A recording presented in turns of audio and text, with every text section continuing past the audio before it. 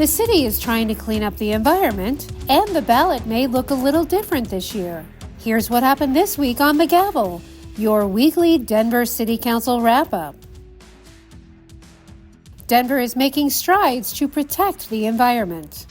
On Wednesday, the Business Committee sent to the full council a contract for $23 million to provide rebates and other climate-positive incentives. The Office of Climate Action, Sustainability, and Resilience, or CASR, will partner with Aptum Environmental to deliver higher impact programs and services. Rather than spending a lot of time going back and forth on administrative documents, we can actually focus on the impact evaluation, the understanding what impact are we making for these students? Is this improving people's lives in material ways, and how do we focus on program design and delivery as opposed to paperwork processing? The agencies support the e-bike and home energy rebate program, give out clean air and green workforce mini grants, and help focus transportation to electric cars or other modes of transportation. The ballot next election could look a little different.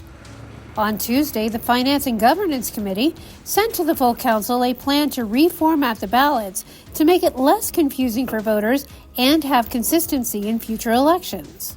Under the current rules, ballot referrals have a number 2 designation with a letter following, and that letter carries over from the previous year. Under the new proposal, the referrals would start at A each year instead of being continued on from the last year. Ordinances like the slaughterhouse ban from the last election would be in a 300 series. If it goes to the end of the alphabet, or we're really close to eclipsing, instead of starting from W going all the way to C or whatever, right? We just start over again.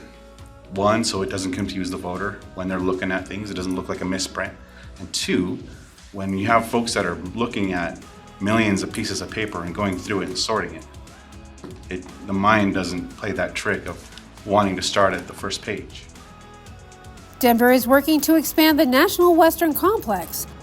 On Monday, City Council passed a finance agreement to build a new equestrian center. It includes a 4,500-seat show arena, 160-room hotel, community space, and parking. In addition to financing about $800 million for the project, Denver will own the buildings.